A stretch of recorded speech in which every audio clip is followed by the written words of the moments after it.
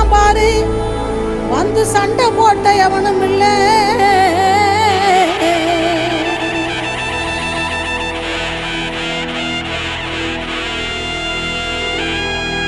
கண்டா வர சொல்லுங்க, கண்ணனை கையோட கூட்டி வாருங்க.